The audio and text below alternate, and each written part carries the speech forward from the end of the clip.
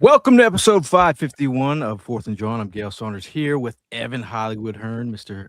Primo, aka Prime, in the building, and Tim Kincaid, all the way from AZ. And tonight is a podcast where, I didn't want to have this podcast, but everybody's talking about it.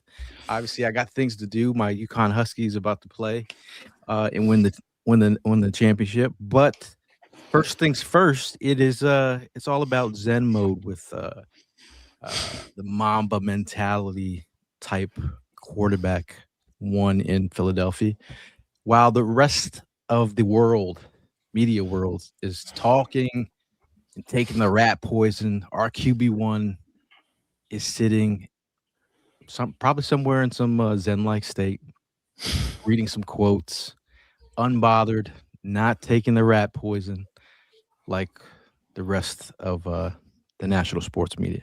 Now, I've been in the media for a long time, over 25 years. We are at a point in time with the news, with sports news, where people don't know what is fake and what is not fake, what is AI, what is real, what is not, what is real. But I can tell you that guys like Derek Gunn, who I respect, we all worked with him at NBC Sports. He had mentioned something like this in November. I don't know if it was served up in a different type of dish by a different reporter, and it had more legs, and people were very upset on the timeline. I tend to like not be on Twitter as much because there's a lot of fake news out there. And again, I'm not going to say I respect a lot of these guys. Tim McManus, I've been following Tim McManus since he had his own personal blog. So for as long as he's been working, it takes a lot of work to get where these people are at. But then you have to look at how people get information. I mean, Tim, you're down at the Senior Bowl. We were in a bar one time where every single person that makes the news, the Rappaports, the Schefters, the McClains, you name it, the Fowlers of the world are in the same bar having a drink with all of each other, hanging out. This is how news gets to the next person. And I'm sure we're all wondering. I know you all out there who read the article. I forced myself to. Those who read the article, you're wondering who these sources are. But we're going to get to it. We're going to try and get to it. We're also going to do a little mock draft at the end of the show. And we'll do a little Eagles draft history, first and second round, to get us geared up for that little mock draft. But Evan, I mean, are you taking? I mean, you're the millennial of the group. You're supposed to be more savvy and well read than we are. Yeah. I mean, how are you taking all this? This news these days? I will say that the AI by the day is getting harder and harder to identify for sure, even as a millennial. But I will say, I mean, after reading that article, I'm caught between two different modes of thinking. One mode, I'm sitting here thinking, it's the off season. Is the media trying to generate a conversation? And then the other side is, does this story potentially have legs? And I mean, it's something, like you said, that has been kind of tossed around from time to time. You see different players come out and different reports. Obviously, Diana Rossini has been a big contributor in peddling that information. I kind of am of the belief. I went into the article thinking to myself, you know what, Jalen Hurts is my guy. And I came out of it thinking that way, that he is my guy through and through. But it did offer some interesting perspective. I really do think. And when you really look at the grander scheme of what's happening, bringing in Sean Mannion and what kind of offense Sean Mannion likes to operate under, it's not exactly what Jalen Hurts has been doing so far in his career. So is it Are they trying to mold Jalen Hurts into what they want, or are they trying to get the offense that they want and Jalen Hurts is negotiable? Um, I guess that's kind of the where we're at in the thinking. And if you look at like what I keep on hearing about Sean Mannion and what his offense is going to look like in Philadelphia, it takes a lot from the Sean McVay type of style of offense. And you think about Sean McVay, and you think about Jordan Love because that's where Sean Mannion he came from Green Bay, and both of those situations, especially in LA, it's not a very mobile quarterback. It's a lot of under center. It's a lot of more pass heavy attack. And if you look at our quarterback room, I mean, what style offense? I mean, if that's the style we're going for, who does that fit more? Does it fit Jalen Hurts, or are they looking to the future? I really don't know. But in my long-winded answer here, I believe that Jalen Hurts is the guy, man. I think Jalen Hurts is the guy, in my opinion. But it's interesting. It's an interesting conversation. Um, it definitely was a long answer. And to just pretty much take a little bit of what you explained there, I'm just going to get to the point right now. Jalen Hurts is the answer. What is Philadelphia Eagles without some type of soap opera going on right now? Obviously, this is just what we're accustomed to for the past few years. It's like the media and certain people in the fan base just try to look for that topic to go ahead and talk about, and it's just like it's going to be a continuous thing. Um, right now, honestly, it's hard to know what to believe. Um, because you get different sides of the story. I mean, we were just at an event this past weekend. We were at SneakerCon, and I had to sit down with some media people that have like a relationship with some people that are inside the organization and stuff. And it's just like it's mixed emotions. That's all I could really say. There's a lot of mixed emotions. There's a lot of truth to it. And then going back to what you were asking, is there a lot of legs to this story? And yes and no. That's just where it's at right now. So, but you know, there's just no other way right now. I don't want a repetitive thing of the McNabb TL. I don't want the repetitive thing of the Carson Wentz.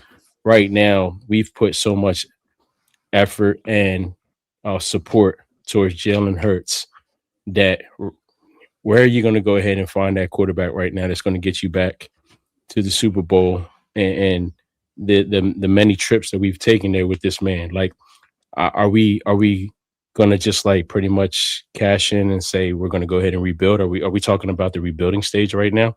Like I'm not ready for that.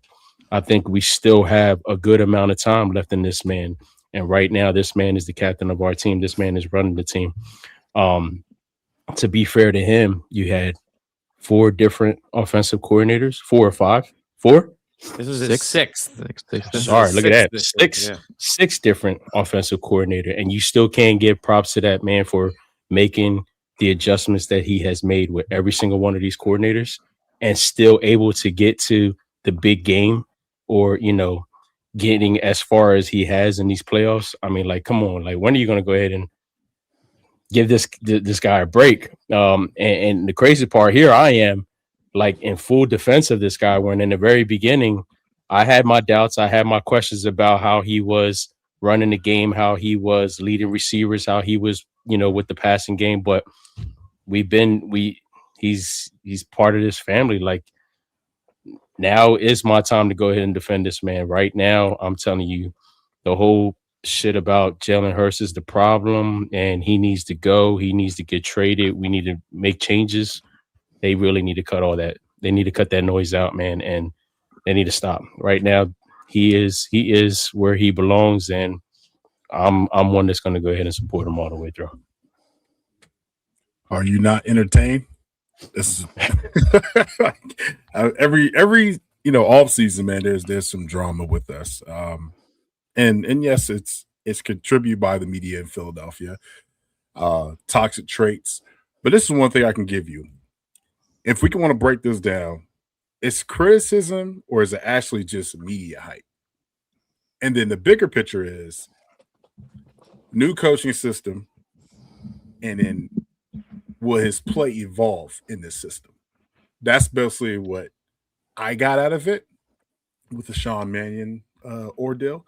And then teams trying to fix the offense when it struggles, mainly due to the running game. The running game was atrocious last year. So the running game and the passing game go hand in hand, right? Mhm. Game comes at you, you break it down, you dissect it, and then you figure out what you can hit and what can go wrong, right or wrong.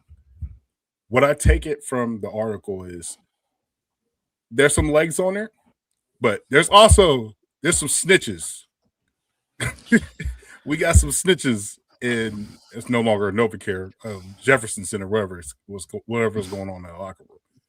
And it doesn't make sense with the I think what it when you have people in the Eagles organization saying things about somebody that has been there, done it twice.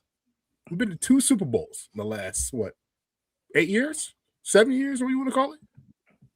And it just seems like anything that Jalen does, it's not good enough. But you don't hear talks about Josh Allen. You don't hear talks about Joe Burrow. It's always Jalen Hurts because he doesn't throw pretty enough.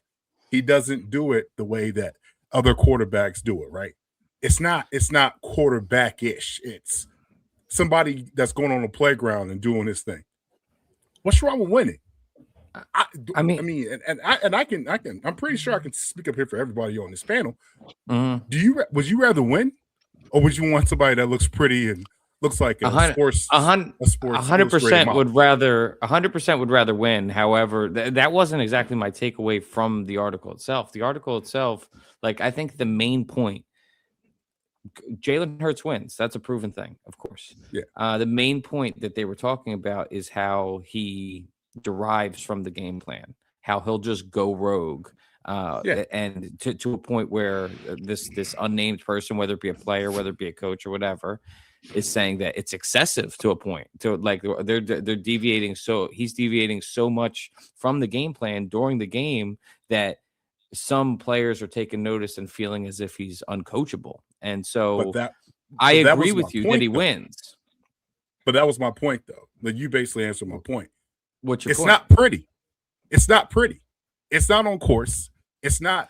Oh, but like he's been. But it's also not the game plan. If you're putting together a dance, everybody's got to be not know the choreography. But that's the way he plays. Well, if he doesn't play that way, we don't have Jalen Hurts. Well, there's another what quarterback in the history of quarterbacking hasn't changed the plays or gone rogue? I'm not saying. No, I'm not just saying me. From what they described in that article was that it's an all the time thing. They're describing how he is constantly changing up the game plan.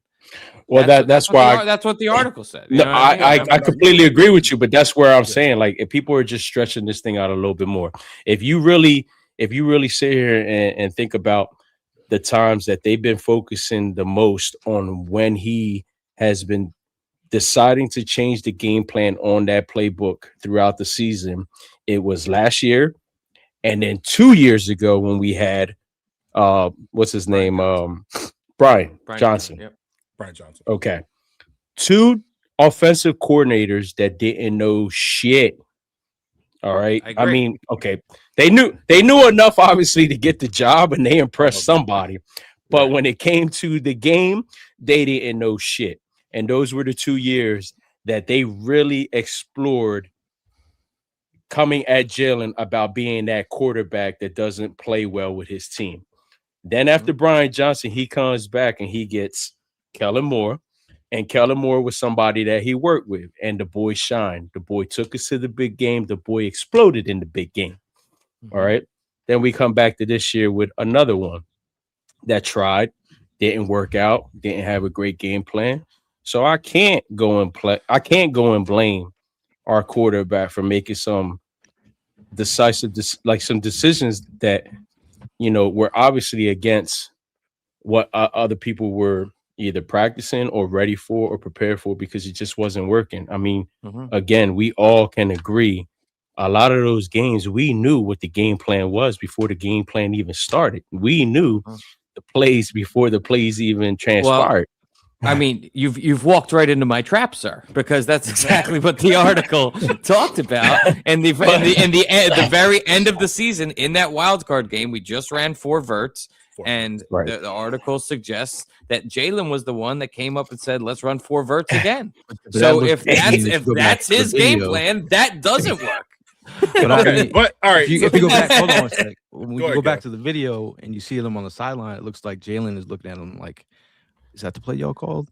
But what I get back to when I'm saying any quarterback, especially one that's brought you to the Super Bowl as much as he has so far, I feel has every right to change the play if he doesn't feel like it. Facts. I mean, there's plays where he's changed the play into run plays, which have turned into touchdowns. There's plays where he took Barkley on a wheel route for a touchdown, which was not in the playbook. But us sitting here as regular humans watching the game and knowing that we were going into buzzsaw or just being out coached, I think this is the part where the coaching aspect where there has to be some kind of respect level between the players and the coaches. And the coaches, there's a line, right? And it's when I'm sure Saban said something to Jalen Hurts, and he was like, he listened. And watching Jalen's career from the very beginning, and watching him quarterback uh, for Alabama, I saw the limitations right away in his game, and being like, they got to take this guy out. He was winning games, but he got benched for Tua, but to see his game transform from Oklahoma to just being like a second round. Oh, I mean, he was a Heisman Trophy runner up into now a Super Bowl winning QB. The story arc for his career is bananas. So the time and effort, work, over 11 offensive coordinators. Some people out here are excited about getting to a certain point on Duolingo on your app, learning one language. Imagine learning 11 different languages every other year. But I think which is most impressive, not most impressive, what I'm most excited about is to see where it goes from here, where his growth, does he take another step into learning another? Because this offense will be. I was watching a lot of Shanahan today, McVay stuff. I mean, if you have a strong run game, he should be set up for success, and I feel like I'm hoping and praying he's in a good space. Let me ask this question. So we got the draft coming up. You saw a couple years ago, or I mean, a few years ago, how we had the famous quote talking about QB factory, yada yada yada. Get Tanner McKee, he looks decent. There was a lot of speculation last year during the draft that the Browns leaped up right in front of the Eagles to draft Sedor because they thought that the Eagles would draft Sedor in the 5th round. I'm just saying that, like, do you think that there's any possibility that they're gonna draft a quarterback here in this draft, and B, I mean, I never really write off any quarterback that they bring in here, man, because we were gung ho. I'm not. Granted, I said at the top of the episode, I'm full Jalen Hurts supporter. I'm simply playing devil's advocate in the fact that we were all Carson Wentz supporters when Jalen Hurts was drafted. And we thought for sure that Jalen Hurts would never play for the Eagles because Carson Wentz is our franchise quarterback. That's a fact. So I know that Howie Roseman just always keeps his options open, is what I'm saying. Would you rather have one in the chamber or two in the chamber? Huh? Would you rather have one in the chamber or two in the chamber? In what regard? What do you mean? In terms of someone who could play quarterback in Philly. I mean, I've always personally been a believer that like I think Nick Foles, we literally we got graced by God, and I don't think that it is possible to expect to win a Super Bowl with a backup quarterback. I think that was literal divine intervention. So I'm a believer that if you lose your starting quarterback in the season, it's over. That's just what it is. So like if Jalen went down, I really don't have all the confidence in the world that Tanner McKee or whoever behind him is going to win it. But my point is that Howie Roseman keeps nobody is off the table, is what I'm saying. No, Carson no, Wentz was your franchise guy. He was, you're right. and nobody's off the table. You're right. So with that being said, we're gonna sit here, watch the draft, and if he makes that move like he made when Carson was here picking up Jalen, because I think we could all go back to the video, all of our mouths were open, like what just happened. Yeah. So obviously, there, I think at that point, our question may be answered. If that was to happen, come April 25th or the day of the draft, that will answer the question that everybody's asking. If Jalen is the problem. I'd also say round wise. If you draft I mean, because I see they are going to draft a quarterback, but yes, it definitely plays the factor on what round. If you go get a quarterback, Simpson out of Alabama in the second round, you're like, bro, because we're looking. There's a problem. But I mean, the article is just it's just funny to see how it's just from a media standpoint, just being like working in media, and just to see what like people are just like questioning what Derek Gunn is like. It's like, and so I don't even know if these people that are on Twitter have ever realized who D Gunn is, where they're just like, oh, he's just a hack now. I mean, hey, Prime, who are your sources, man? Who were you talking to, bro? Tell us who you were talking to. Was he on the team? Was he on the team? No. It wasn't nobody that was on the team. It was just staff wise that some sources didn't happen. It's just staff wise that that are real close to the team. Equipment, deal with some equipments and stuff like that. They're flies on the wall, man. Like it's wild. Yeah. But like I said, like it's a point, it's a topic that yes, everybody right now has brought up, but they made it clear, like I hear what Evan's saying, but they made it very clear that they're just really stretching this thing out more than they have to right now. And I'm reading some of the comics, it's the truth. Like, and sorry, I keep on sounding. You go back to what you said. What quarterback in this league never has made changes? Let's talk about the GOAT. Right now, Tom Brady. He's one that's going to go ahead and make a change. If he doesn't feel like something right, did the man have every right to go ahead and do so? Yeah. So what's so different about Jalen Hurts doing that? Like, come on, every quarterback has that option. And then it's the truth. Again, going back to some of these, these statements in the comments. The coordinators, the coaches, they're the ones that approve of it. If they're okay with it and they ride it out, so they basically got the quarterbacks back. Some of these players that might be snitching and stuff might be players that at that point or at that time the play might have been to them, and because they didn't get the play, now they're gonna go ahead and talk shit about Jalen. Like, oh, oh, that play was supposed to be me, but the man decided to go ahead and change the play because he didn't fit. He didn't feel that it fit right for the scheme. Okay. That's part of the game, bro. So like now you're gonna go ahead and throw the dudes under the bus. Like that's the petty shit right now that we're dealing with. And then today, there's nothing to talk about. So they're just finding reason to go ahead and just bring up this topic and try to make it, way bigger than what it has to be, man. I agree with your point about talking about the greats, talk about Tom Brady, talk about Peyton Manning. Those are obviously examples of quarterbacks that made plenty of changes at the line, went with their own game plan.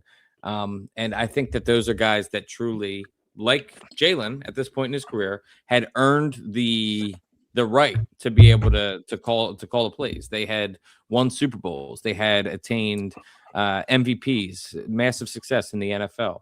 I think Jalen Hurts has the right to feel like he knows more than a first-year offensive coordinator. I think that's a fact. But I also know, as being a lifelong Eagles fan, that there is a weird sort of lust for a power dynamic within the Eagles organization, where the Eagles, remember when Bill Belichick was available, and thank God we ever avoided that bullet, and he went to UNC and just tarnished his whole legacy. But the Eagles were never going to bring in Bill Belichick because Bill Belichick is a bigger name than Howie Roseman and Jeff Lurie. They don't have control over Bill Belichick. If they bring in Bill calls the shots. They've already made that mistake. Are you one sure time with he Chip does call the Kelly. shots? His girlfriend calls the shots. Yeah, Jordan Hudson calls the shots. But I'm just saying that they wanted to bring in a guy in Sirianni who was the right choice. Obviously, we won a Super Bowl, but it's a guy that they can control. A guy that at the end of the day, Howie Roseman and Jeff Lurie is Nick's boss, and Nick knows that if he has to go into their office, he's going to go in there with his tail between his legs because he's going to see his boss, and they ultimately have the decision. I think that the same dynamic trickles down to like the coaches want to feel like they have control over the players, and I feel like while Jalen Hurts has totally the right in being a Super Bowl winning quarterback to change the plays at the line of scrimmage, do they fear feeling like he doesn't trust in coaches and he's just going to go rogue and do his own thing, and they want to have more control over him? I do have a question for you guys, though. Have you felt over the 6 years that Jalen's been here, his game has evolved? Yeah, for sure. Yes. I Absolutely. I think that his deep ball's gotten tremendously better over the years. I think he has evolved, but I also believe that the league has evolved and the league is catching up to what I mean. Without a running game that you can rely on, based off of any offense with no running game, you become predictable in the way that we were set up last year, and our offense was set up very predictable. You can't run. You don't care about putting a safety in the box, and you can take someone out of the box to defend the pass, and we're not getting any push up front. I mean, again, that really destroyed our momentum of our offense. But I do think the league catches up to your tendencies. But this is why it's so exciting to see where we turn. But speaking of players, Prime was talking about BG. They released the BG card at SneakerCon. Somebody around here likes sneakers. Somebody. But we were out here with BG. We're naming our sources now. You guys, we're naming our sources, okay? But actually, the real source is Allen Iverson. Allen Iverson has told us everything about Jalen, what's going on in the locker room. So that is our source right there. AI said, "Screw ESPN." The original AI, but before AI was cool. The original AI. No shout out to this AI. Okay. No shout out to this AI. Is he wearing a gi or is he is that a doctor's jacket? See, there's levels to this. That look like a gi. But you see the Mamba mentality. You see the Mamba logo on there? I see the Mamba gi. Yep. I like it. That is when Kobe Bryant was meditating and he had a Mamba mentality, a Mamba logo gi on. That's his meditating fit. There's levels to this, man. Okay, we don't just put things out there. There's reasons. Just like this article was put out for a reason. Perfect timing. I will say another thing before you talk about Hurts's revolution. I think one thing that is undeniable when he came into the league, I remember being super frustrated with his fumbling. Super frustrated with. I'm like, dude, he's coming in these weird plays in between Carson Wentz on these one-off plays, and he's fumbling so much. He has gotten so much better at protecting the football as his career has progressed. He is. I look to in the upper echelon of quarterbacks that don't really make mistakes. Shout out to Steven in the chat. New to the chat. I know. I said that specifically because I saw him going off. I thought that would maybe be the. I mean, Steven, this is very apparent that the Eagles wanted the story leaked. I'm But he outta here. says He's bugging. Steven says the entire team thinks he's a D-bag. I went My to thing school is with this, Uncle Barrett, with, too. with attitude, right? Like with that whole attitude and the way people like have a persona or they think about Jalen, like everybody has an ego. Like I don't understand that. Like Michael Jordan's one of the greatest basketball players, but he's an asshole. You know what I'm saying? He challenges players. He picks fights. He takes things personal. Kobe Bryant, he's another one. You know, Antonio Brown's one of the best wide receivers ever, dude. Like he was a goat, dude. Like you. It's not saying I'm not saying like you deserve it, but if you that's the way you hold yourself, because you hold yourself to a different caliber when it comes into life. Like when you're getting on that field or you're getting on that court, when you're doing something that people can't do. There was it like 2-3% people make it to be a professional athlete. Like, yes, you're gonna have a little bit of swag. Something's different about you. Like, I don't understand it. Far less than 2-3%. Right? I was trying to be genuine. The funny thing is that anyone who sticks up for Hurts, do you think we think Hurts is perfect? I just feel like he's perfect for this team. If you took the Eagles glasses off, where would you put, like, you say top 5, top 10, top 12? Where would you put Jalen? Jalen, to me, top 5. Yeah, he's top 5 to me. I mean, like top 7, 8. I think he was top 5 after that winning that Super Bowl. But I do think there were some limitations to his game. But my point is, like, I don't care about a top 5. I care about how he fits with the city. Like, me telling you he's top 5 or 6 or 7 doesn't take away from the fact that it takes a certain type of QB to play in the city, or a player to play in the city. The fact that he doesn't take the rat poison and he sticks to, I don't want him involved in other stuff. He's one of the most boring QBs outside of, like, drama wise. And now all of a sudden, but he's not feeding into it too, like, which is good. Hey, at least not Lamar. Lamar feeds into it. He get it's all good. Shout out to Steven. He says, I'm out of here. I'm taking my lunch pail with me. Take your meatballs. Go. Steven, name your sources, bro. No, we appreciate you commenting, but obviously you shouldn't get that wound up, okay? You got a March Madness tonight. You got the moon, whatever's happening with the moon right now. What, an eclipse? What's going on? People otherwise be happy. Be happy. Oh yeah, people going to the moon or something. Are they really? Are they really? Shout out to JH. He's got a long comment, so I'm going to read it. They want Hurts to be a pocket QB, and he's here to play. Plays that are called. However, he needs to sling the rock over the middle with anticipation, throw the back shoulder fade, hit the check down, stop scrambling to the right all the time.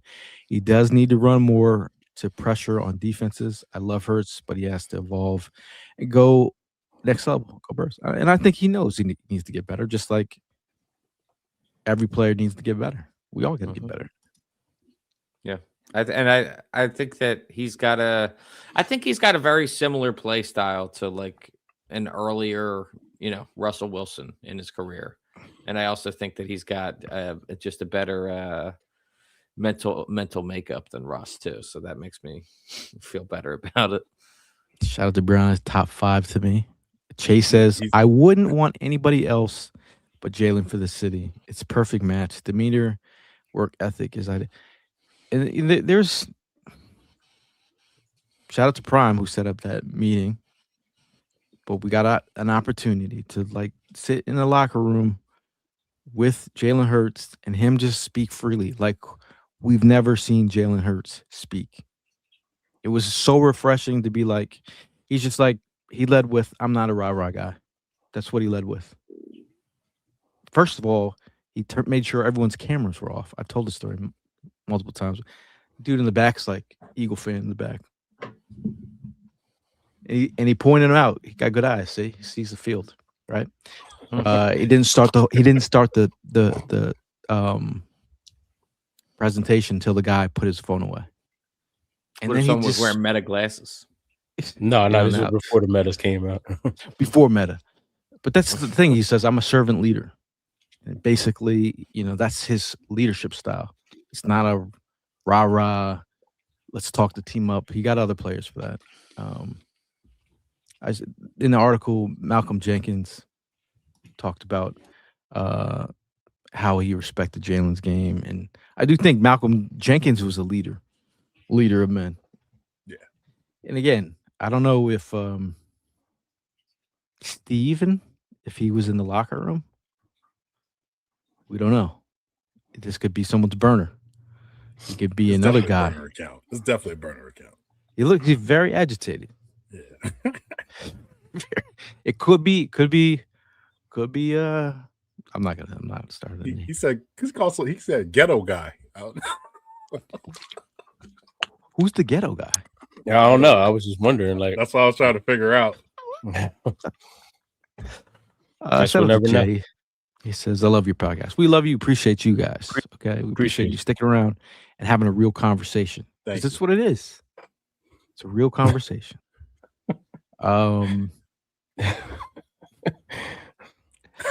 But poor little Key Lamb says, I got Hurts winning 3 rings before his career ends. That bio Your lips to pic is God's ears, crazy. man. Bro, that profile pic is crazy. It is crazy. But I do think, any other talking points that have you concerned about?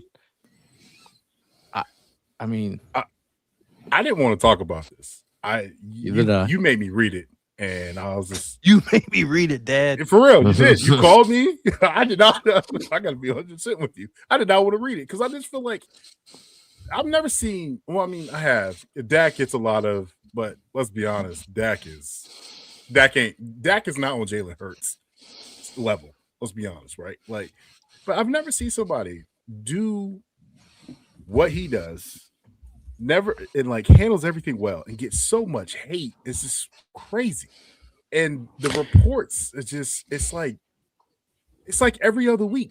You know what I'm saying? It's like it's something new. And then what's crazy, and like I agree with you guys when you sit there and say that the Eagles won this leaked out. I think it was, but it went from AJ, and then okay, well I don't know if they can make the trade, blah blah blah blah, and then boom, it went down to hey, let's get this out of Jalen. There's nothing. It's summer. You know what I mean? Like it's it's different. It's different for me, bro, because I'm at peace. I'm at peace with the fact that they talking about my quarterback. I'm at peace that they talking about my team. I'm like so done with the whole comparison. Like I'm done with saying, how come they talking about Jalen, but you don't hear nothing about Dak, or you don't hear nothing about Josh Allen, or you don't hear nothing about Lamar? I'm done with all that. Like that's fine. You want to go ahead and talk about my quarterback? Talk about my quarterback. Have fun with it. Try as hard as you've been trying to see where it's going to get you, because you know what? At the end of the day, that man is still going to be the man for this team. That man is still going to go ahead and lead this team back to the big game again. Like we're going to be there. We're going to be there again before his career ends with Philadelphia. I'm telling you. I like it. Maybe one more time, maybe 2 more times, maybe 3 more times.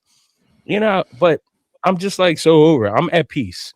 If they want to keep on talking about my Philadelphia Eagles, let them. I'm tired of talking about the Cowgirls. I'm tired of talking about the Giants. I'm tired of talking about the Commodores. I call them the Commodores. I'm just tired. Like, you know what I mean? Like I'm tired, man. I'm good.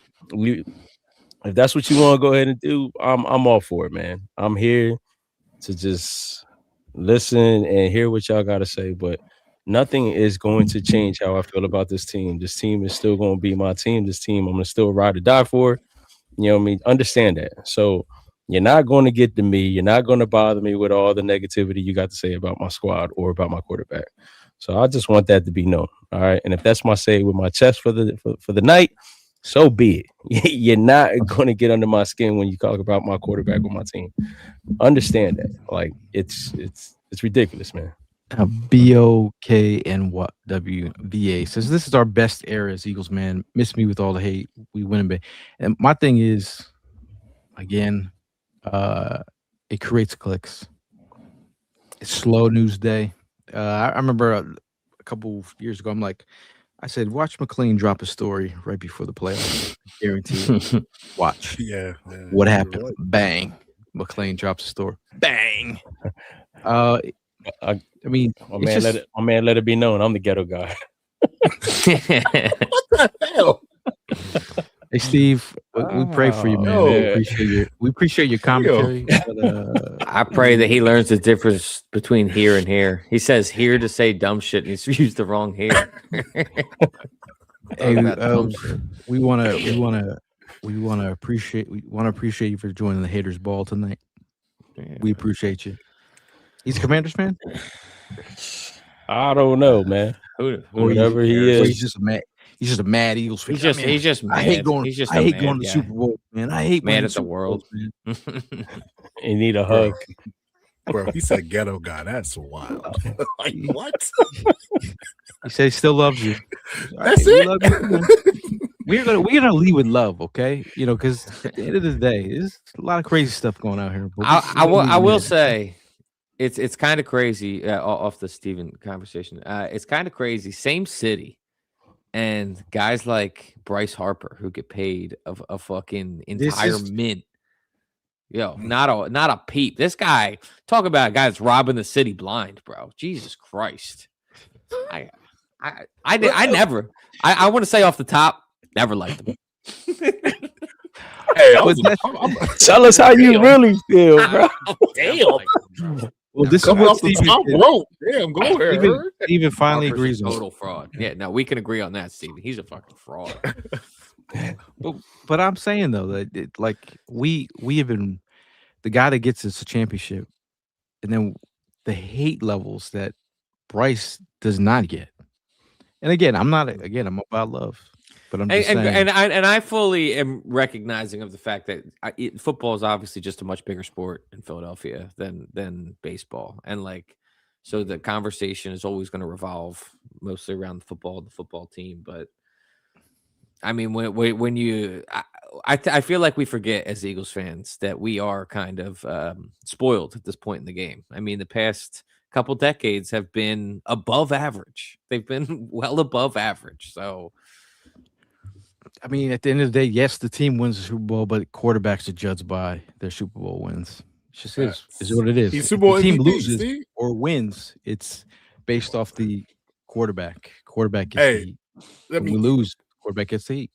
You guys are in the city. I'm not. I'm actually trying to get back. I'm trying to get back home, but that's for another conversation. For Ev, I definitely have to ask this question to you. what's that? Who is top 4 athletes in Philadelphia right now? Like, who's running the city currently? Yes. Currently, Yes. I would say Hurts. I would say Tyrese Maxey has a strong hold on it, and you got. Okay. I want to say Joe, but I feel like he's kind of taking a step down just with the injuries. Joe who? Embiid. Yeah, Man, stop playing, man. That's why I was saying no. That's why I was saying no. I was saying no, Prime. I was saying he's not. Steven, you want to see ghetto? I'll bring you some fucking ghetto. Talk about Joe. Swear jar. Schwarber. I know. My bad. I'm sorry.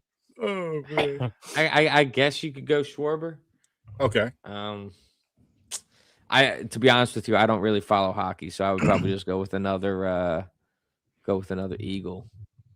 Personally, if it's me, yeah, I'm going Devontae, but that's just me. Let's go. Say it again. Yeah, that's just me. I'll go with okay. I'm just asking because I see AJ. He was at a basketball event and people were yelling "Fly Eagles Fly" and EAGLES. Like, I'm just asking. Mm-hmm. Yeah.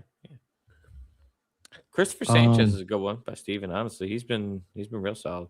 I mean, speaking of Smitty,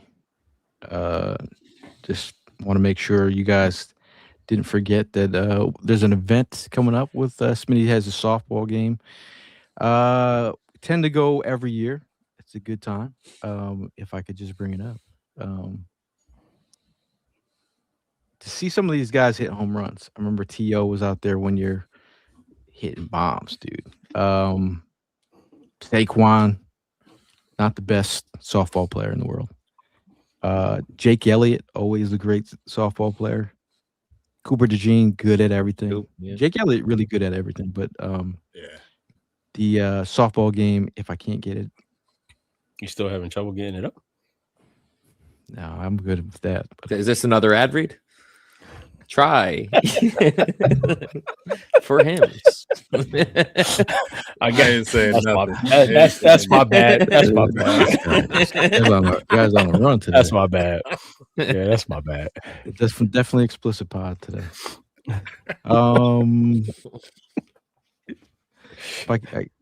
The game is on May 2nd. Make sure you come out and join the fun. Always a good time out there. There's going to be celebrities out there, but it'll be May 2nd. It's going to be up in Allentown at the Coca-Cola Park. Gates open at 12. Make sure you check out Clear Vision for more information. Guests right now are Saquon Barkley, Brandon Graham, Cooper DeJean, Dallas Goedert, Terrell Owens, Darius Slay, Jalen Carter, and Kobe Dean, Jahan Dotson. The list goes on. There's more and more stars every year. Always a good time. But I appreciate those guys. Make sure you tap in. Today we're gonna finish out the show. Just going down memory lane as we get into this quick mock draft. I did about 25 mock drafts yesterday. Jesus. Just saying. Do you pay for the PFF? I do. So you could do, yeah. I figure if you're gonna do that many, you might as well. If not, we're not doing it. We're not doing it on the show. But just reading the comments now.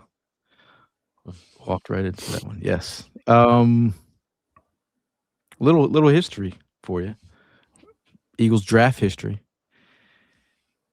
You guys excited? Yes, love some history. First round selections by yours truly. I know Howie took a chill pill for a second when Chip came into town, but look since 2010, Brandon Graham. It took a while for him to bloom, but when he did, he's been a constant force. It's always it's crazy when you look at him there and you look at him here. It's like we pretty much watched him grow. It's it's an unk. You know what I mean? Mm-hmm. Brandon Graham success story. Can we say green light on there? Green light on Brandon Graham. Definitely. As green as it 55 gets. greens. 2011, Danny Watkins. Red light. I remember when that selection happened. It's like the gut feeling that someone punched you in the gut. Were you feeling what I was feeling? Bro, they said You- was a you were fighter. cool- fighter. you- I you- quit. You were out on that pick. I didn't understand it at all, to be honest with you. But they said that they said that his workout was amazing. Man, Dude, First round, he it was, was pretty crazy. terrible. bro retired fast Well, he also was like 26 when he got drafted, wasn't he? in the Tybo class. Yes. Crazy.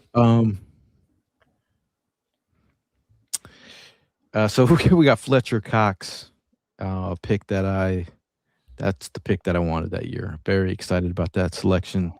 You talk about the following selection, him and Lane Johnson and Brandon Graham. I mean, those guys were on, just really just turned this team around. And then in 2014, the Marcus Smith pick was a tough. Another one. head scratcher, man. I remember I felt the same Danny Watkins feeling that I had Well, when we Marcus Smith. selected. Mhm. Well, yeah, when we drafted him, I thought he was a third round grade, and for him to get picked that high, that wasn't his fault. It was the Eagles. Yeah. Moving right along to Nelson Aguilar. When he was selected, where were you guys at? I was good with that pick, actually. I was good. Yeah, I was fine with it at the time. Yeah. And I don't think he amounted to first round talent in his career, but hey, man, I'm not going to sit here and ever talk crap on a guy that contributed to an Eagles Super Bowl. So Nelson Aguilar, Yeah. while he wasn't a first round talent, worth it in my Right. book. Oh, for sure. His Smith game was changed. good. His game changed when we got Alshon Jeffrey. His game Yep. excelled. I mean, Nelson Aguilar, dude. You talk about what 10 catches, 9 catches in the Super Bowl, dude. Mhm. He had a performance that was out of this world. You talk about Zach Ertz, like Torrey Smith had a crazy like, bro, he had some catches. A guy who caught a lot of negative press for a while after it all just unfolded, but Carson Wentz was on a tear. So much so that I wore his jersey every year, every week. Did not wash it. Still has not been washed. Smells like smells really bad. It walks by itself. But he had a crazy, crazy year. I mean, where were you guys on the Wentz wagon? Was all in. I was good with Wentz. Yep, was all in on that, and just like Nelson, I mean, he as much as I was one of the people that was one of his, kicking him on the way out the door. But I can't deny the fact that he contributed to helping us win a Super Bowl. So, Oh yeah. Shout out to Todd's people. Shout out to the Ginger Jesus. Jesus. Yeah, I think the injury is really just seeing him fold in LA on that play. I collectively heard the whole stadium wince, no pun intended, when he got hit. So seen him walk off the field, and people were just like, there's fans in the stands and throughout LA crying. I seen it with my own eyes. I seen it. Okay. See, we got jokes. We're gonna be here all week. Derek Barnett, a guy who broke when you lead with break Reggie White's sack record at Tennessee. Yeah, that's where he had me right there. Yeah, tough pill to swallow, man. He had me. But then, You're but like, then this it dude broke turned. through. It turned like a. Well, you eat some cereal, and it turns like a soggy for a while. That's what he was. It's always soggy him. cereal. We just call him can't get right. He had his moments, but you could also he used part of Super Bowl folklore. Like if that was the play that he had to make to secure a Super Bowl, then it is what it is. Andre Just Dillard. like I mean, before you move on from Derek Barnett, I mean, he wasn't, like you said, he wasn't ever the guy on this defense or anything like that, but he did have his moment where, like, Corey Clement was never the guy in this offense, but everybody remembers Corey Clement because he was part of a very impactful play in the Super Bowl. So. Right. Hey, by the way, he's still a free agent. Who, Clement or Barnett? Barnett. Clement. Now, shout out to Andre Dillard. I have a signed helmet in my office right now with Andre Dillard's. You couldn't buff that out? Bud Light gave me the helmet. It's got a big Andre Dillard signing through the middle. The right and left sides are signed by every GOAT that's walked. Jalen, AJ, Kelsey, Smitty, and then we got Big Dillard all right through the middle of the helmet. But it is what it is. I appreciate. But Andre Dillard, that selection, I felt kind of again, the Marcus Smith, Danny Watkins feeling. Were you all in on that selection, or you 10 toes down on that one? It was definitely not all in. And at pick 22, I mean, like, we really didn't know which direction. I remember being at the link for that draft, and I remember thinking, like, don't really know which direction the Eagles are going to go. And then they went with Dillard. And it's the classic, I mean, I looked at the flashy players leading up to the 2019. I wasn't doing a deep dive on the offensive linemen. So I didn't know much about them. And granted, this didn't happen in the first training camp. But as soon as I heard the story about, was it Josh Sweat that made him cry? Someone made him cry during a practice. Yeah, It was I Derek couldn't Barnett. say. It was Derek Was it Barnett. Barnett? It was wasn't Barnett. No, It it was wasn't. Barnett. I thought it was Barnett. It was Barnett. Yeah, it was It was Barnett. Barnett that made Dillard cry, or I thought it was Shamar, the kid from Penn State. Nah, it was Barnett that made him cry. It was Barnett. Okay. Yeah. So as soon as I heard that, I had lost all hope in the Andre Dillard experiment. You're just not mentally tough enough. If you Hey, but got a big contract though. Got a big contract. He got paid. He got paid. Talk about someone who the Rager selection was a tough one. That was a pick where we were on it, but it was like Justin Jefferson or Jalen Rager. A lot of us had Jalen Rager I underneath did. Jefferson. I had Rager higher, but I'm stupid. What do I know? I'm just but I was very shocked that they picked Rager over Jefferson, but it kind of like turned that into a historic move for the franchise. I think if that move happens differently, where are we at Super Bowl wise? I'm not sure where we're at. I'm not sure. I don't know either. I'm happy with the way that things turned out, but yeah, I doubt. I struggled to believe that Jay Jettas would have made our offense worse. But Because if we don't pick Rager, do we actually get Devontae Smith in 2020? Probably not. No. He'll be a Things giant. happen for a reason. Things happen for a reason. Yeah, he would be a giant. Which has been he's been a godsend. Okay. Now Jordan Davis and Jalen Carter following 22 and 2023. I think it's a perfect match made in Bulldog heaven and Eagle heaven. I think those two guys play off each other pretty. I mean, they're just. I mean, they know. I mean, when you get to play next to a guy that you've been playing with for that long, you know what the next guy's move is, and then following with Nolan Smith, also a Georgia Bulldog. What do you think those three guys have meant to the youth movement? But Nolan Smith, I'm still. He still got some room to improve, man. He's always hurt, and then when he's out there, I don't really see him make an impact. And the way he talks, love it. Love it. You know, he's the type of guy who would run through a brick wall for the city, but I don't know. I guess this is the year for him. Yeah, I think that mentally he's got the right mentality. I think he's got the right drive. I think he's very intelligent. So all of those things definitely are lean in the right direction. As far as like I can see him progressing forward. Yeah, even though it's not as a first rounder as quickly as we would want it.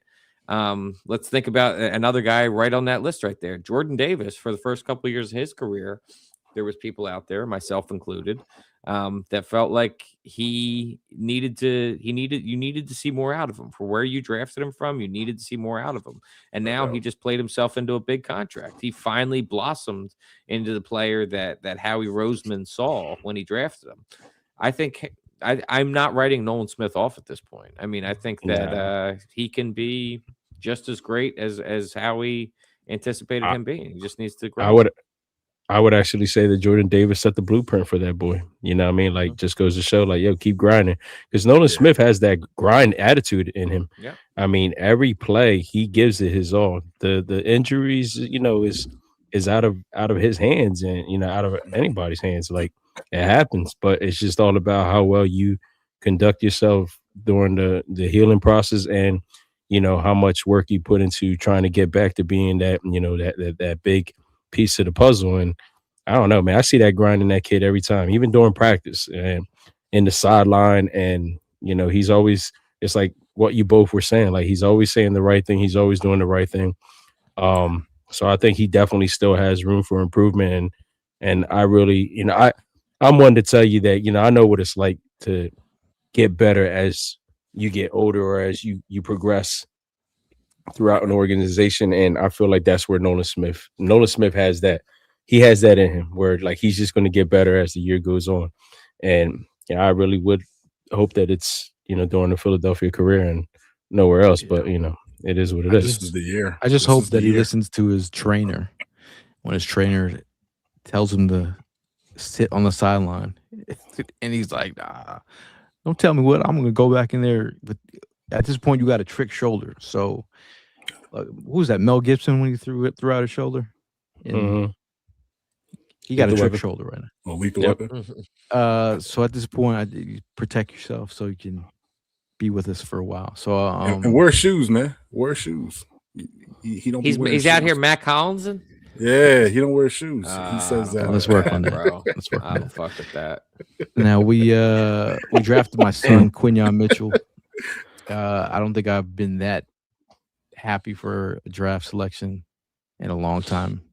And then Jihad Campbell. Jihad Campbell, I think he fell into our laps. I think Eagles shocked the world and drafted a linebacker in the first round. I think we got good value there.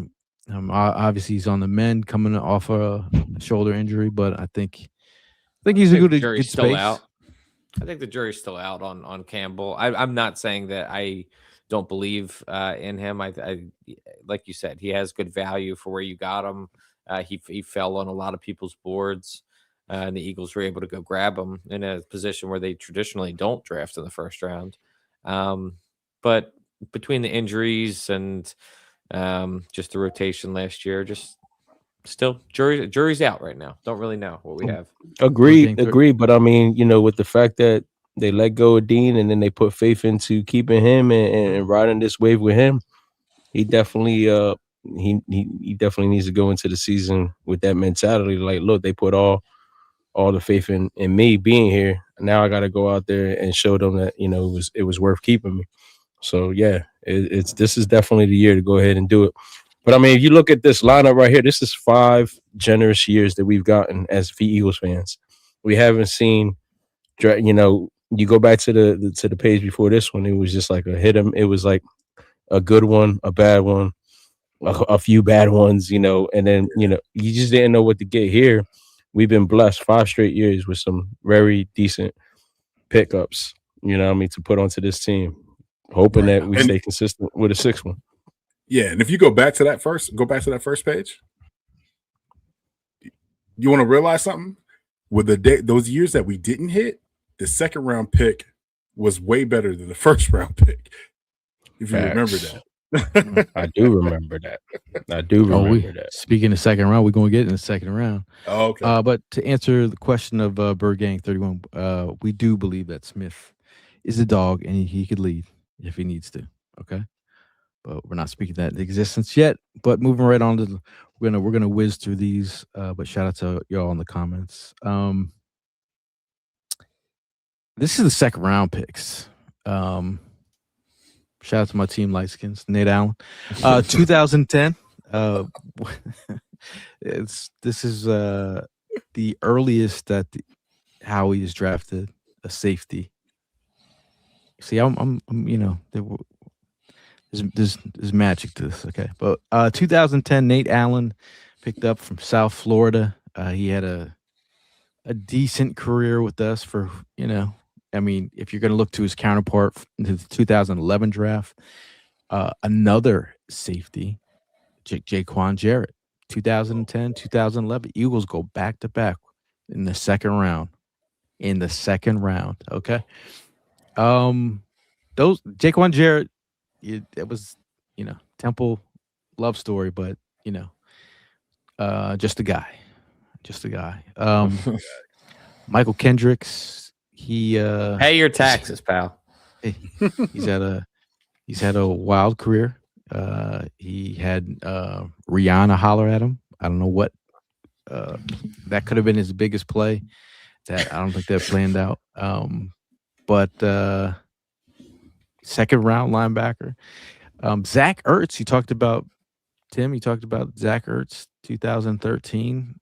Zach Ertz has had a storied career. Won a Super Bowl here. He's also gotten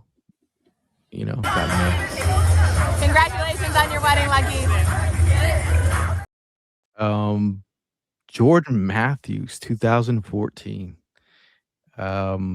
J-Matt. I like J Matt. He was decent. He had a little Yeah. juice. Had a little juice. Had a little juice. He was consistent. Like he was consistent. Like he'll top out of the 1,000-yard type of guy. Had a little juice. Eric Rowe, 2015. Did not get along with Jim Schwartz. They couldn't figure out if he was a cornerback or safety, but I think he figured it out in New England. I think, if I'm not mistaken, Evan Hearn had a Sidney Jones jersey. That is correct. Did have a Sidney Jones jersey. Wow. I was so hyped when we got him, bro. That was like, I was not. I don't know why. I drank the Sidney Jones Kool-Aid, bro. I was hyped. I mean, after he tore his Achilles, I was like, he ain't gonna be the same. Yeah.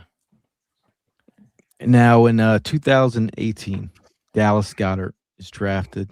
Another selection. That's one I was pretty. I remember you I was on target on that one. Yeah, on the target with Miles Sanders, 2019. Felt like they were going to draft him. The Arcega-Whiteside pick. My lord. Man. My lord. My favorite pick was Miles Sanders. That was my favorite.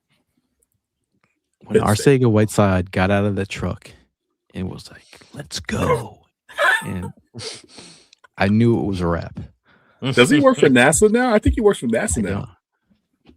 Put him in on how his mom was very nice. Prime pushed all these Eagle fans out of the way in order for his mom to get close to her son. It was a very beautiful moment. It was nice to see those two have a moment. South Carolina guy, Todd, J-Jaw. Chris says was wearing Jordan Matthews' jersey when we won Super Bowl 52. So forever we'll remember. There you go. Okay, I like that. What wasn't Arcega-Whiteside? He went to Stanford. Stanford, a Stanford guy, and he wasn't a QB either. I heard that was was Lurie in on this pick? Did he override? Yeah, Lurie was on this pick. He liked him so much. He's a smart dude. That's what I'm saying. He's smart. He works for Condoleezza Rice. Yeah, he was intern for Condoleezza Rice. How about that? So how about these second round picks? Look at these four right here. Tim, goes to your point, Tim. 4 champs. Yep. Jalen Hurts, pick 53 in 2020. Who knew? Landon Dickerson, injured. ACLs, torn everything. Gets drafted in the second round. Cam Jurgens, Jason Kelsey picks his replacement. Yeah. Makes a Pro Bowl. Shouldn't made a Pro Bowl last year. Cooper DeJean. I know Tim and Evan were super high on Cooper DeJean. Mm-hmm. I was high on Cooper DeJean in the second, not the first, but the second. But he's outplayed first rounders. These guys right here, they help. I mean, obviously Super Bowl champs. Super Bowl champs. Yeah. But I ain't gonna lie. I thought when we drafted Coop, I thought Coop was gonna be a safety. That's what I thought. But they seen something else and they put him at the nickel position. So yeah. Great umbrella, man. Now looking at the selections here, what stands out to you in the first round? How we started drafting well. Yeah. he really didn't miss post COVID. He changed. Yeah. That to take that year off with Chip Kelly, hiatus. Other side of the building had an office, and we should have had the Buddha minks and stuff like that. Monks, bro, it changed them. It changed them. We should have had a feeling with drafting Jalen Reagor in the height of COVID that things were going to go that way. That was an omen. And he stayed away from Pac-12. I mean, we do have trenches. I mean, you're hitting the defensive line with Nolan Smith, Jalen Carter, Jordan Davis. Let's see. That's all SEC. You got trenches here. Brandon Graham, Danny Watkins, Fletcher Cox, Lane Johnson, Marcus Smith, We got Derek Barnett, Andre Dillard. Yeah. Eagles are drafting wide receivers. It's 3 wide receivers in the first round. A lot of edges. We've drafted QBs, 1 QB, 1 in the second. So kind of puts us in gear to draft another trenchman, wide receiver, I see it. potentially. In the first round. Tight end, Yeah. we don't draft tight ends only until we get to the second round in the Howie era. Zach Ertz, Dallas Goedert. Running backs, it seems, we've had Miles Sanders is the only running back that we drafted in the second round. We got cornerbacks. We like to hit on safeties in the second round. Where do we sit now? We have another wide receiver, by the way, Jaw. We got 2 corners on the board. We got 2 wide receivers, actually, 2 wide receivers in the second round. So if it's kind of funny how we mentioned about safeties, and I do think safety could be the way in the second round. I think he knows he made a mistake with the safety position. How so? Look at the money that Reed got. You know what I mean? Like, Yeah, you couldn't re-sign Reed. You couldn't re-sign Reed and kept that whole, that thing together with Coop.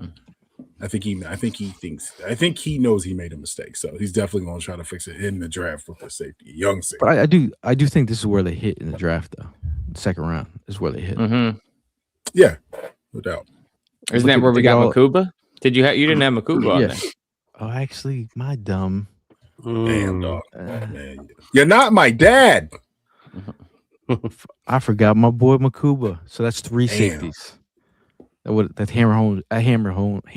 Was he second or third? Second, back in the second. Yeah.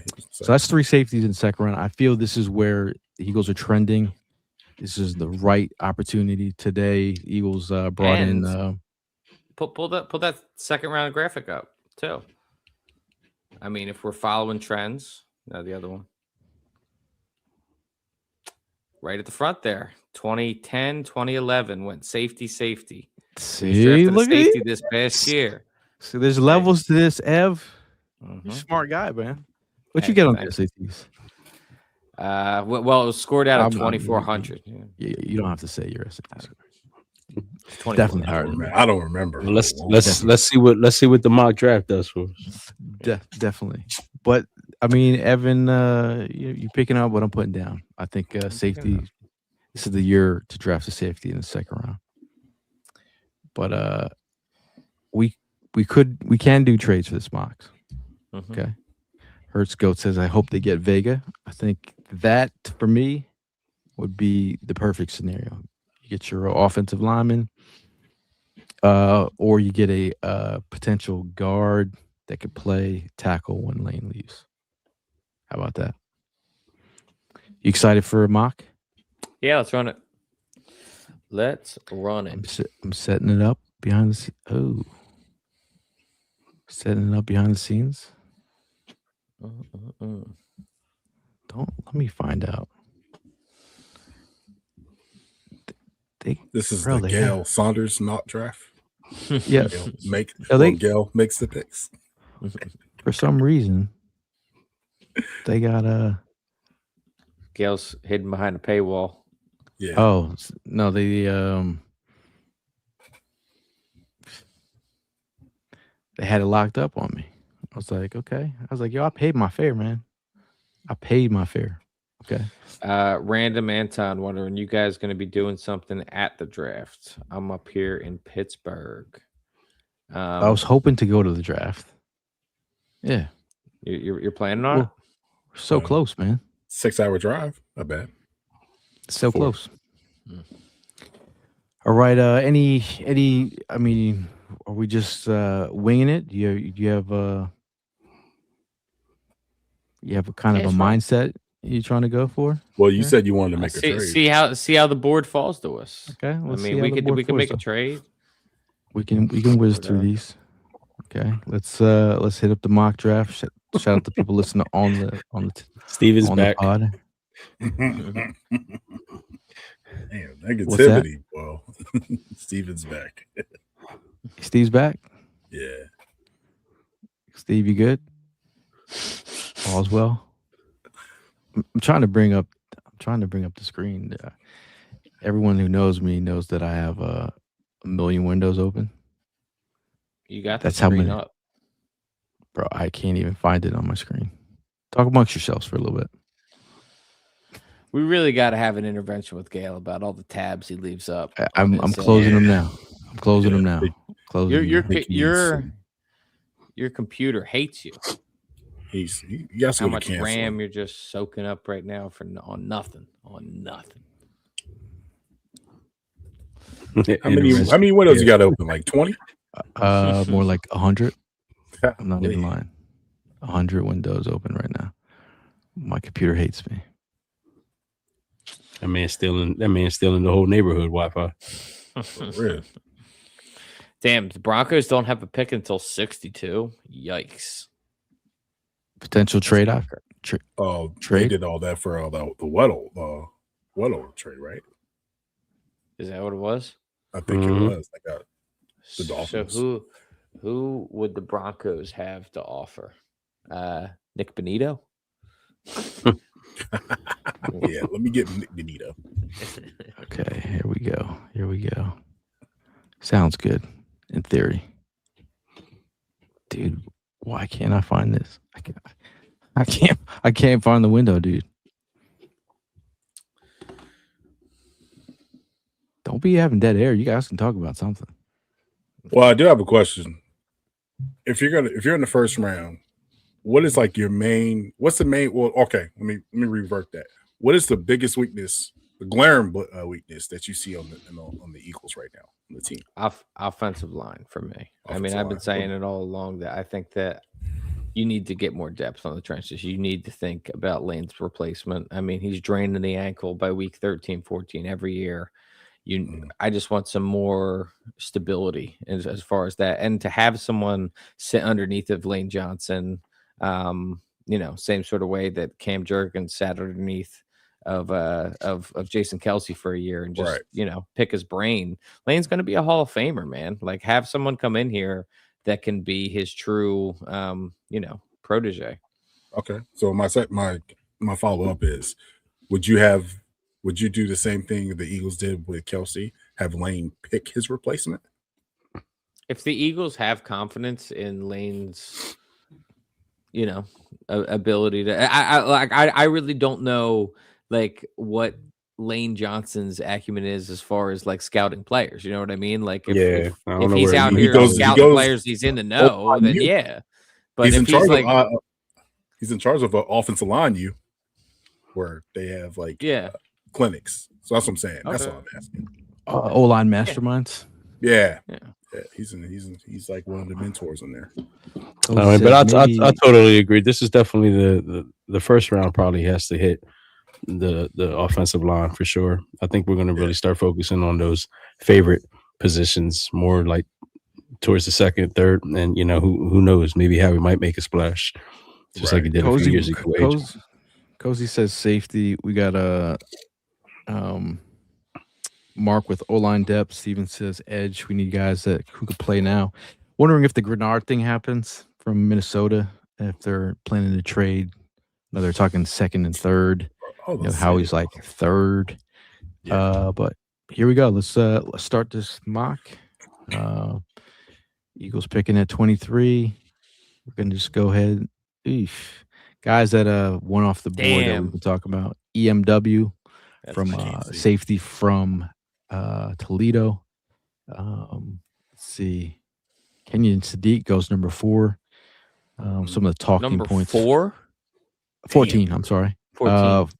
Fano goes to the Jets. Tackle out of Utah. What else? We have Jordan Tyson, wide receiver out of Arizona State. Any other? Ione from Penn State goes 11 to the Dolphins. Dylan Thieneman, 9 to the Saints, to the Chiefs. Kind of crazy. I don't believe that'll happen. I don't think so. Blake Miller, tackle, goes off the board. Sitting where we pick right now, Omar Cooper, who's also had a visit with the Eagles. He said the visit with the Eagles is the best visit he's had, that in the Broncos. So that's interesting. Or if everyone's following the AJ Brown news. Ooh. Avion Terrell's on the board. Keldrick Falk. Cassius Howell, edge from Texas A&M. Caden Proctor, a guy that who's a tackle that you could potentially move inside to guard. Learn next to Lane Johnson. Well, we have Caden McDonald, TJ Parker, edge. Ooh, Max. I don't like Max this early, man. You don't like him? I like Max. Not this early.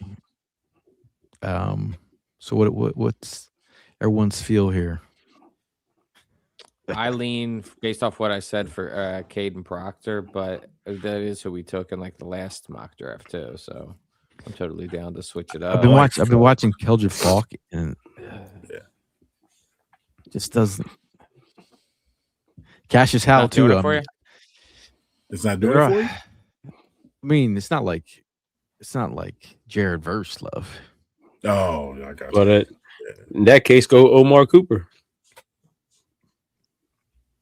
A wide receiver this early.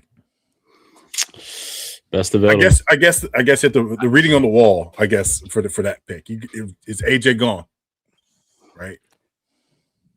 If AJ say, all right, to switch it I up. like TJ Parker though. I ain't go front, but I don't know about 23. TJ Parker. I was watching TJ Parker, Cassius Howell, and Falk, and I was just like, Bro is nice. TJ Parker against the just run, doesn't though. get there. It's like He's another nice against the run though. Yeah, he gets the run though, but you Yeah. want someone who can Yeah, true. You won't get field quarterback. back production. Right. Denzel Boston, wide receiver out of Washington, big body target, but I'm not wowed, man. Not wowed. But You got some safety from Oregon. He's gone. He went 9. No, really? I thought I seen his name right there. Jordan's little. I'm gonna be honest with you. Thiedemann went to Pregnon, Emmanuel Oh, Pregnon, who's getting a lot of love as well. Yeah. Where's everyone feeling? Caden Proctor or Omar Cooper Jr.? Trade back. Could trade. I'm trading. If nothing is there, that's eye popping and jaw dropping for you. 34 is the only. I mean, I would like. All right, for the sake of being different here, let's say. Damn, I feel like we have to go tackle. I mean, you can get wide receivers in a second. I mean, best available lineman. I mean, Ihanshur. I don't think. I personally lean Proctor. I'm Proctor. Primo, where you at? Cooper. Tim, where you at? Man, I say trade back. What about the chat? Got some Lomu. Yeah, Lomu in there. Yeah. Lomu. Is that a Caleb Lomu? Interesting. Hey, it's Primo's cousin. Anyone else? This just in: the Philadelphia Eagles have drafted Ty Simpson. Got some trade backs in there. That fan. The only trade back we're getting is the 34th pick. Todd is saying Omar. That's a pretty far fall.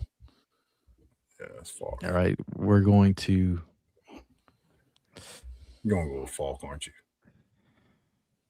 We need a tiebreaker. We have 2 for Omar. We have you're the tiebreaker, Tim. I'm not going wide receiver here.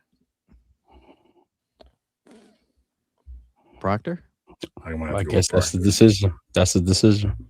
Tim, is that what you're saying? Yeah, going with the tackle. Do you think Caleb Lomu would be too high here, or would you? Yeah, I think he's in range. Yeah, but I know Proctor's getting the more of Buzz, the buzz. So Proctor is off the board. People that went just before our 54th pick: Malachi Lawrence, USCF, Keontae Scott. Who, Hear Prime, me I know out. you don't like his game, but I was watching him today. Oof. I got an idea on this one, and I'm kind of playing off of what the Detroit Lions did. What about Jadarian Price? What about you go two heavy hitter running backs, Saquon Now and Price? with Bigsby if Bigsby wasn't there, Yeah, Yeah, most I'd definitely. be like, but Yeah. Bigsby's here and he's cheap, so it'd be redundant Yeah. to have. you're right. Yeah. But I get I get what you're picking up. What about AJ from LSU? AJ the safety. He's off the board. He's off the He went to board. the Colts, Damn. 47. Jeremy Bernard went off the board, wide receiver from Bama.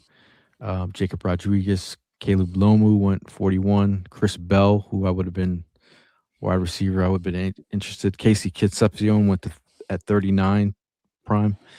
I'll go there. He's gone. He's gone. Damn. So on the board now. Damn, you put on the glasses. Bro, I still can't see. Keith Abney, cornerback, Arizona State. Abe Yakis, Edge, Illinois. Stowers. Eli Stowers. Oh, Stowers. He's getting like a that. lot of love. We got Chris Brazzell, the big wideout from Tennessee. Traden Stukes, who just got an interview with the has an interview set up with the Eagles. This is just as of today, and it's random that I watched 4 hours worth of Traden Stukes content today. So He's then from my that sounds neighborhood. like that sounds like the guy that you want to go with, Traden Stukes. He's a good kid. I mean, like if we're following our our assignment today, tight ends and safeties. I mean, Eli Stowers. How Not bad? known for blocking though either. Like that's the one thing that we're lacking here. I would go so you safety. Safety. Okay. Now Traden Stukes, 4-3. He can play the nickel. Can play cornerback. He's been known to play outside in a pinch. They have him as a cornerback here, but he's actually be a free safety. We got Trotter on the board. Derek Moore. Any interest in if you went up a little bit in Gabe Jacas?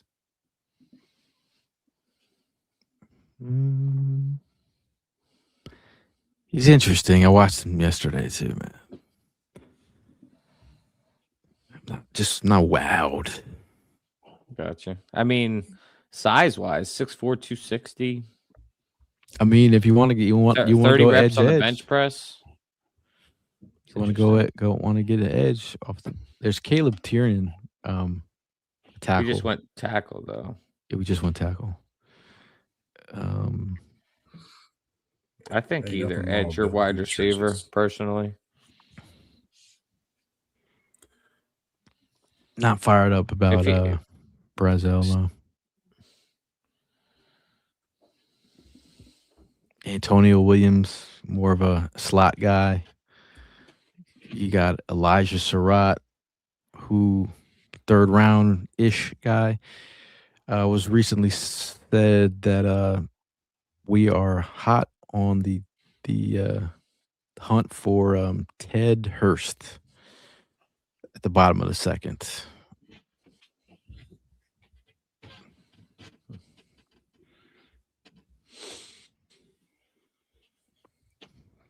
What are the trade? What's the trade? How far is the fall now?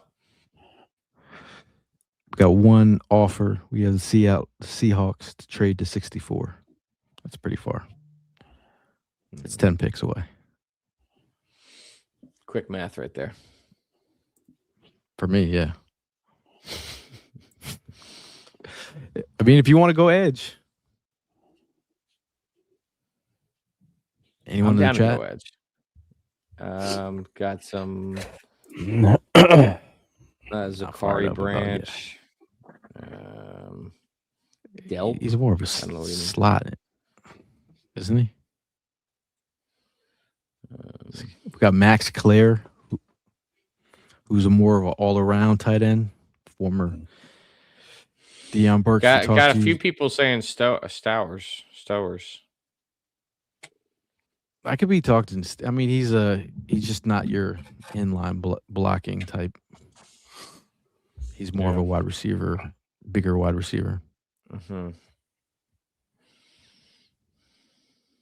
But this offense needs 2 tight ends.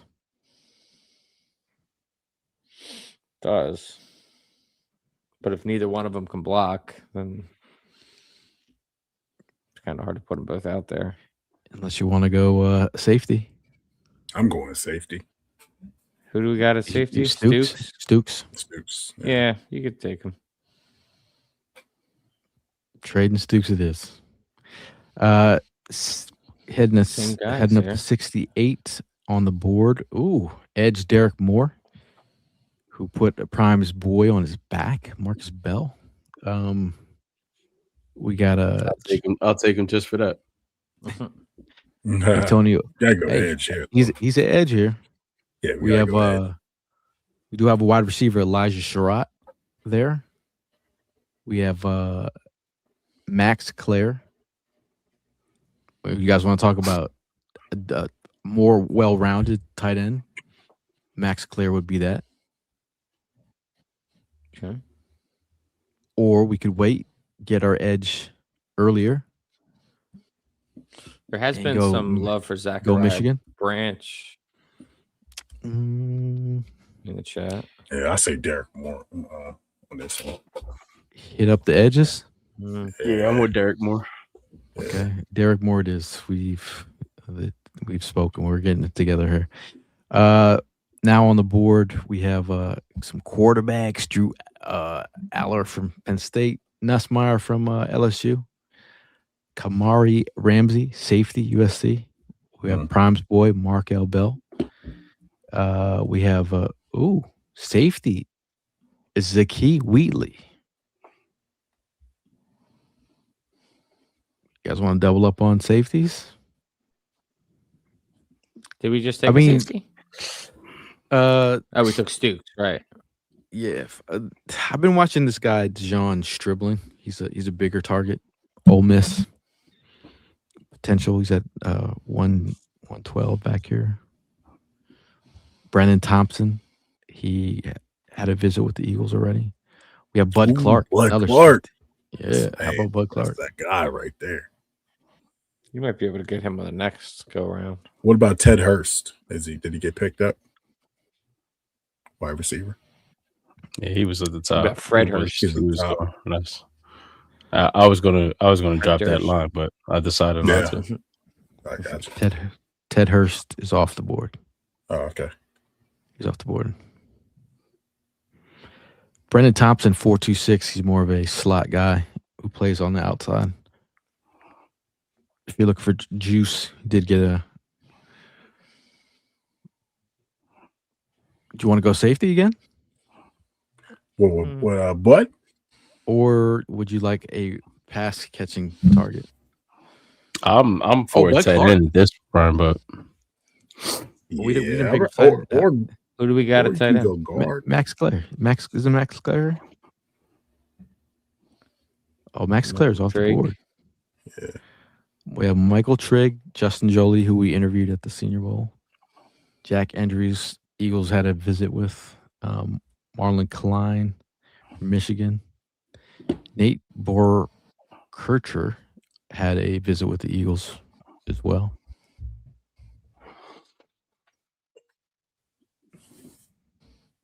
I feel like Michael Trigg is a playmaker too. I feel like we got to pull the trigger on something. Yeah, soon. Better go with Triggs. We had pick 114. Who we could? Yeah, I'm down. I'm down with Triggs. Trigg.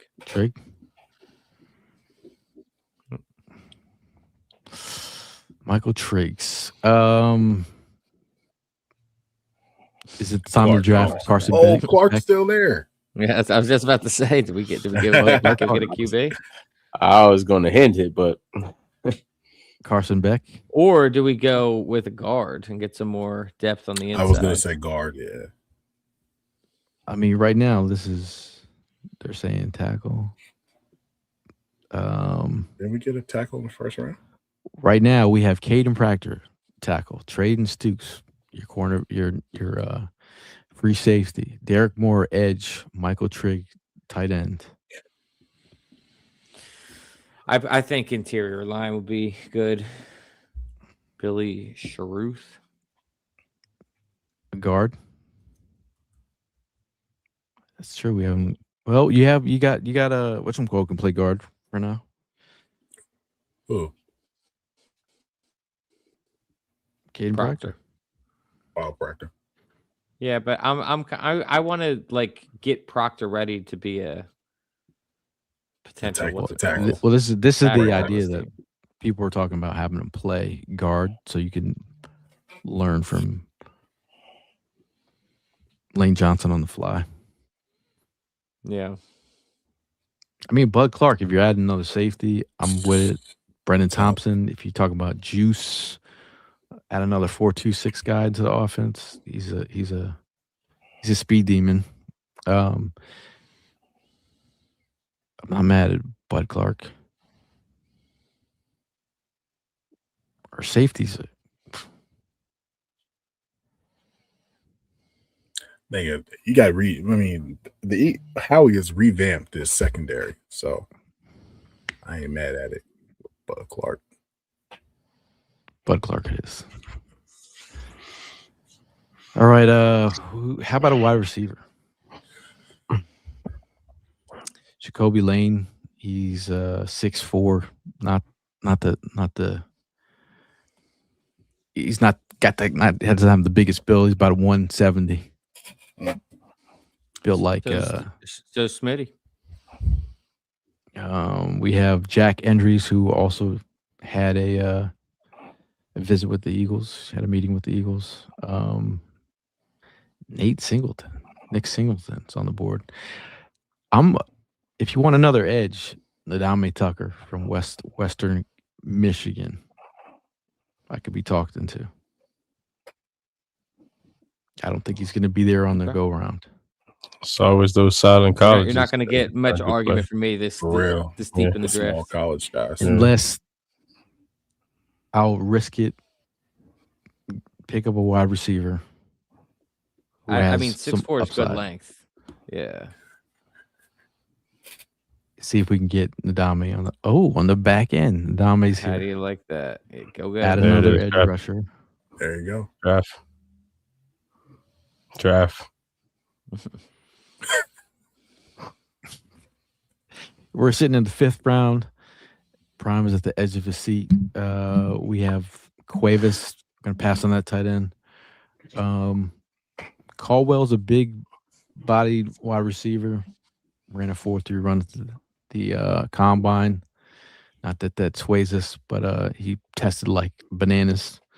Jamari Taylor, Sproles like. Pat Coogan. Got a QB. Anyone available? Just take a flyer on a guy. Doesn't look like it. We have 2 more selections. I mean, in the 5th round, if you want, they have him as the 236th pick. Yeah. But I think Taylon Green, if you want to develop a quarterback in the 5th round, we could wait till the next pick for him then. Okay. Let's see. How about a tackle from you want another lineman? Yeah, I think another O lineman. Yeah, O lineman right now.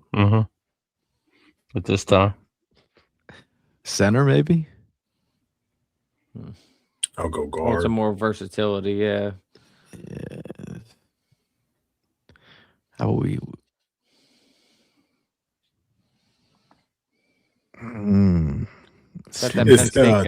Is Tim Nealon there? Defensive lineman from Alabama. Nealon. Yes, Nealon. Hopefully that's his last name. If I'm not saying it wrong. Thaddeus Dixon. Get yourself a quarterback. How about we go? We'll go Drew Shelton. I like it. Penn State.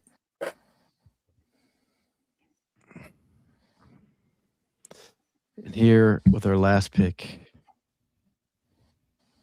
we go with a quarterback to develop, not to take quarterback, not to take jobs. Taylor Green. There you go. Bang. Close it out.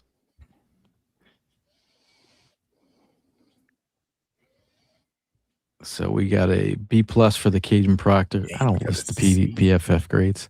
First of all, PFF just fired half their staff. Okay. Trade Dukes got a C. Derek Moore A. Michael Trigg a C. Bud Clark B+. Jacoby Lane A-. Adame Tucker A-. Drew Shelton B+. Taylor Green D-. Damn. It's the last pick. That's right. But fun exercise. Yeah, it's good. For the real ones. Okay. Yeah, the 2-hour pods.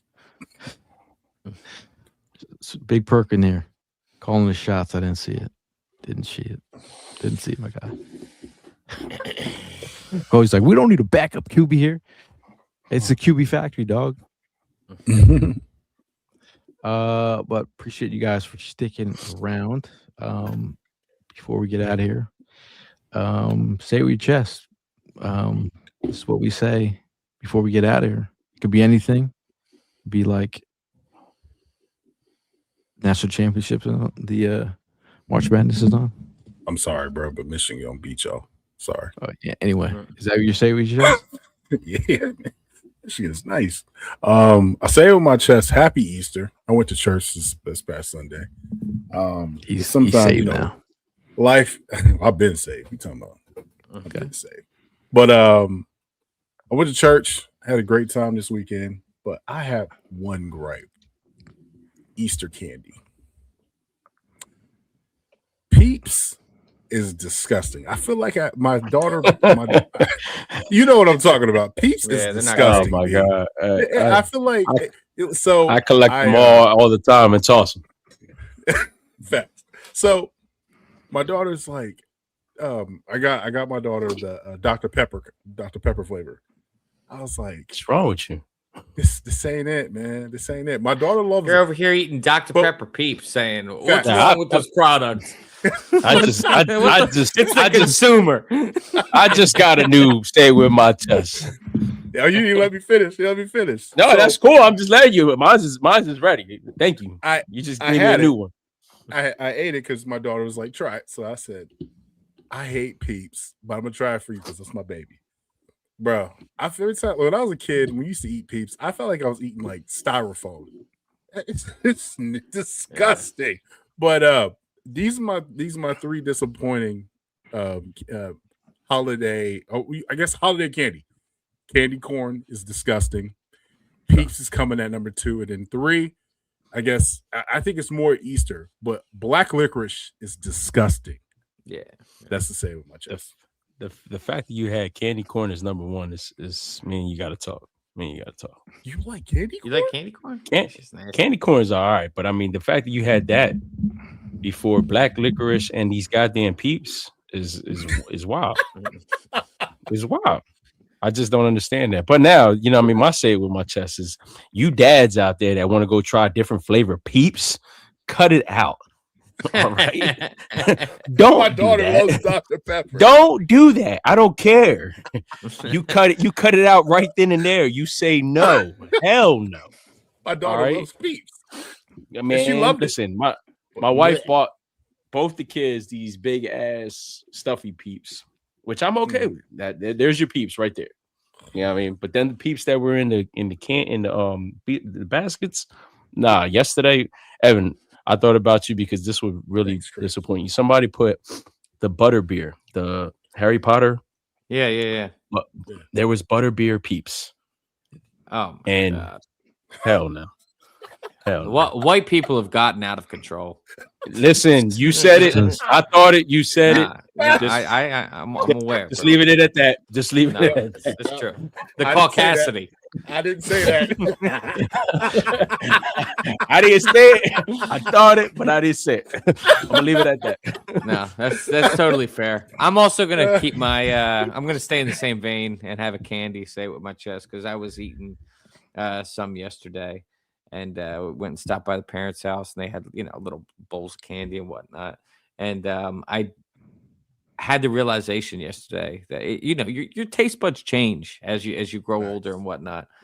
I did not appreciate jelly beans as much as I should have in my youth. I fuck hard with jelly beans, bro. Jelly beans are delicious.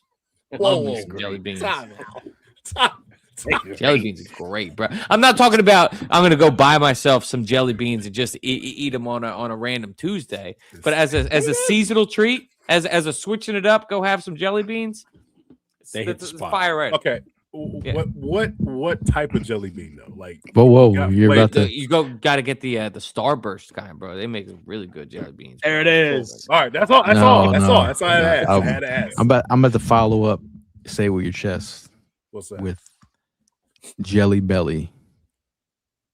Jelly beans are hands the down OG. Yeah, I got you. the best jelly But beans. like they got too many damn flavors, B.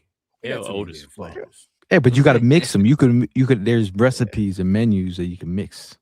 Bro, you old. I'm saying, Let me pull the jelly bean recipe book out. Hold on. Jelly belly. bro. There's a whole Jelly Belly. Damn. Yeah, recipe book that the you- big thing, like it comes in like a card game, like a board game. I'm sorry, a board game. Yeah, I see that. Say with your chest, man. Say with your chest. Before we get out, I want to give a big shout out to Bud Light for holding down the tailgates all these years. Shout out to Recover 180 for keeping the tailgate hydrated. Shout out to Bud Light. Shout out to Red Bull for giving the tailgate wings. And Evan Hollywood Hearn for the cheesesteaks. Shout out to Cefelli's for powering Evan's work of art. And also shout out to our favorite pizza in the world, Francello's. Eddie and the gang. If you're not eating that kind of pizza at our tailgate, you're not living. Okay. Shout out to Lowski for holding down the tailgates and being the Reverend on Sundays. Shout out to Crooked Tea, not only a player, New flavor. but a sponsor. Shout out to Ryan Howard. Imagine if Ryan Howard comes to the tailgate. How about that? That'd be dope. That'd be sick. Last word before we get out of here. We'll go with you, Tim. Last word. Yeah, man. Like I said, happy Easter to everybody. Hope everybody had a great weekend. And these articles, man, listen, everybody has an opinion, and you got to respect the people's opinion. It is what it is. And this is what we're here for. We're Eagle content creators. So we're here to talk and root for our teams. So I definitely want to say that, and I definitely want to say go Birds. And I appreciate everybody that donated to my baby sister during this hard time with cancer. So thank you so much. Go Birds. Go Birds. And if you do, is the thing still up? I'm not sure. I haven't checked lately. If not, you can check here. Like it's still up. Appreciate you. Thank you. Jalen Hurts is my quarterback. Come at me. Go Birds. Can you say it for the people in the back? Say it again. Oh, I know Steven heard me. Okay. Bring all the hater energy over to Bryce Harper and the Phillies clubhouse, man. That's all I got to say. Jalen Hurts is the quarterback of the future. He's the quarterback of right now, and we're riding and dying with Jalen Hurts. So go Birds, and looking forward to the draft. Looking forward to talking about new names. Shout out to everybody in the comments. Appreciate you guys sticking around. We love the commentary. Good, bad, or indifferent. Just show some respect to the people. Okay, you talk to each other like we're friends. All right. We'll have some pods come down the way. Also, Shout out to Mal Davis. Gave me a call the other day. He said he How's he doing? wants to talk some draft. Hey, Nice. It's that So, time of Wake the up, year. Mal coming out the Davis- weeds like Mal Why he's Davis on the is draft? It must be coming back. April. Talk some draft. He said his son is now saying words. That's Nice. great. This is how but he's back in action. God Before we bless get out of him. here, Hope he's doing well. Michigan, not tonight. Oh, this guy. Not tonight. He's a man of Okay. many sweatshirts. I like How Fab you- Five. Why you got a Michigan sweater? Look, I'm a Fab Five guy, man. He- But I remember when he bought that. Not for my Huskies. This Okay. Was it at the Tanger outlets on the way home from North Carolina? No, it was actually when we were in Detroit. $50. $50. But go UConn. We'll see you guys in the next one. As always, go Birds. Go Birds. Go Birds.